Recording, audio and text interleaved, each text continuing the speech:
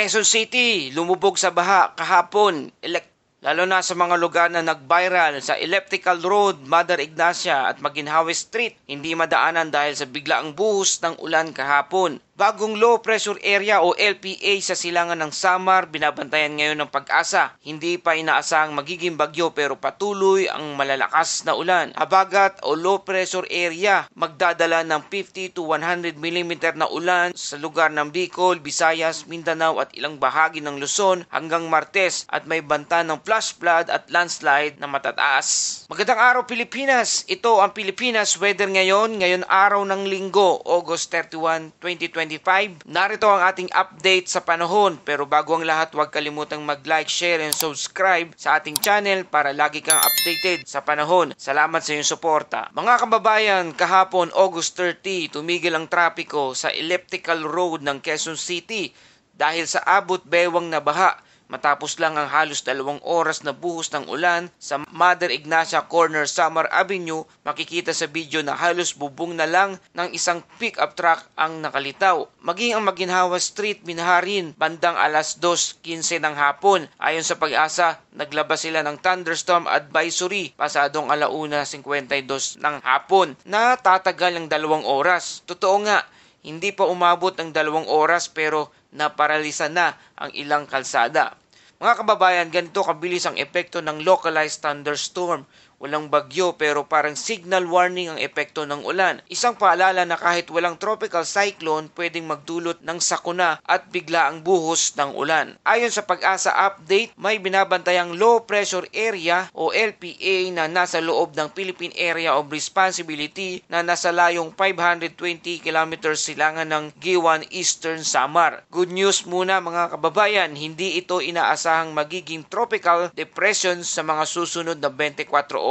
Pero may bad news din. Dala nito ang trough o extension ng sama ng panahon o tinatawag nating buntot po ng sama ng panahon na siyang nagpapalakas sa ulan sa Bicol Region, Eastern Visayas at Caraga, Davao Region. Kung tutusin, kahit hindi ito lumakas bilang bagyo, sapat na ang hatid nitong ulan para makapagdulot ng flash flood at landslide. Kaya huwag maging kampante. Ayon sa ating public weather forecast, ngayong araw, Bicol Region, Eastern Visayas, Caraga, Davao Region, cloudy skies with scattered rain and thunderstorm, posibleng pagbaha at landslide. Sa Mimaropa, Visayas at Mindanao, cloudy with scattered rain, epekto ng southwest monsoon o habagat. At sa Metro Manila at sa nalalabing bahagi ng Luzon, partly cloudy to cloudy skies na may isolated rain shower o thunderstorm. Para sa mga taga Metro Manila, kung kahapon ay instant baha na, ngayon asahan pa rin ang mga panandaliang thunderstorm lalo na sa hapon hanggang gabi. At para sa ating rainfall outlook, weather advisory, August 31 ngayong linggo, 50 to 100 mm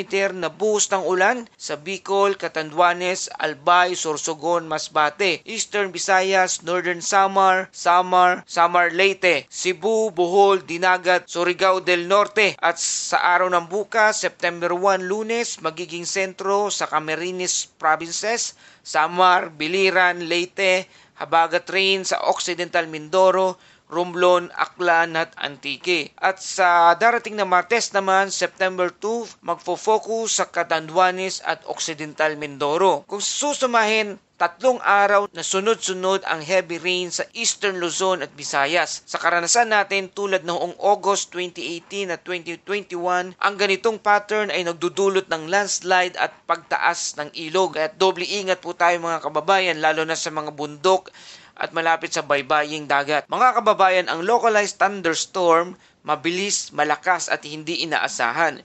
Kahapon sa Quezon City, mas malinaw ang larawan.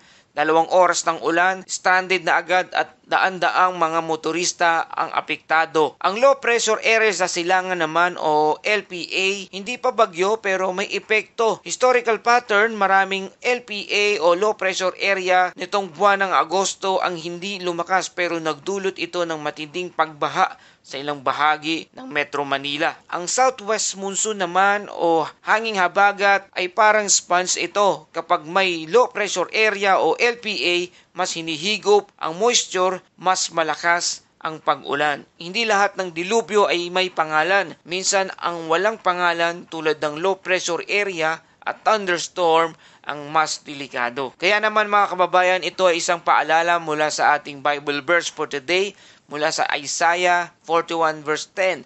Huwag kang matakot sapagkat ako'y kasama mo. Huwag kang mangamba sapagkat ako'y iyong Diyos. Palalakasin kita at tutulungan. Alalayan kita sa aking matuwid na kamay. Paalala na kahit gaano kalakas ang ulan, may Diyos na handang mag-alalay sa atin. Para sa karagdagang impormasyon at real-time updates, bisitahin lamang ang opisyal na website ng Pag-asa, www.pag-asa.dost.gov.ph. At yan ang kabuang ulat ngayong araw ng Linggo, August 31, 2025. Ito ang Pilipinas Weather ngayon. Huwag kalimutang i-like, share, and subscribe para lagi kang updated sa panahon. Ito ang Pilipinas Weather ngayon na nag-iiwan ng paalala. Maging handa, maging alerto. Ingat tayong lahat.